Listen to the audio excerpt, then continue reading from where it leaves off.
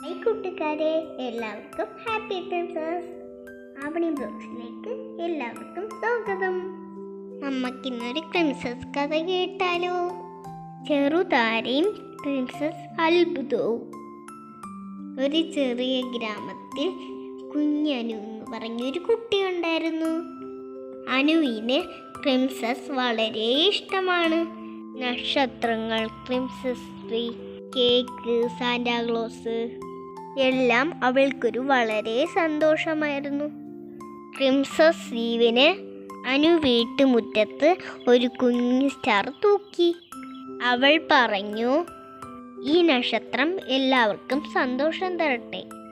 അന്ന് രാത്രി അനു ഉറങ്ങുമ്പോൾ ആ നക്ഷത്രം പതുക്കെ പ്രകാശിച്ചു.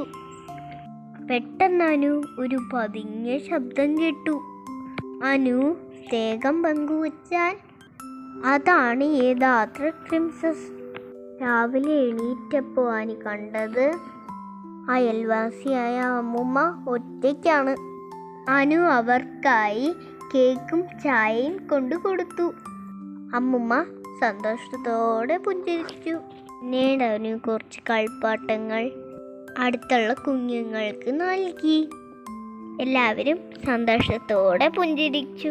അന്നേ ദിവസം അനുവിന് മനസ്സിലായി, സമ്മാനങ്ങൾ വാങ്ങുന്നതല്ല, സ്നേഹം പങ്കിടുന്നതാണ് പ്രിൻസസ്. ആ രാത്രി നക്ഷത്രം കൂടുതൽ തിളങ്ങി പ്രകാശിച്ചു. അനുവിൻ്റെ ഹൃദയം സന്തോഷത്തോടെ നിറഞ്ഞു. ഈ കഥയിൻ്റെ ഗുണപാഠം എന്താണെന്ന് കൂട്ടുകാർക്ക് മനസ്സിലായോ? സ്നേഹം, കരുണ, പങ്കുവയ്ക്കൽ ഇവയാണ് യഥാർത്ഥ പ്രിൻസസ് സമ്മാനം. കൂട്ടുകാർക്ക് എല്ലാവർക്കും എൻ്റെ കഥ ഇഷ്ടമായോ? എന്ന ലൈക്കും ഷെയറും സബ്സ്ക്രൈബ് ചെയ്യാൻ മറക്കല്ലേ.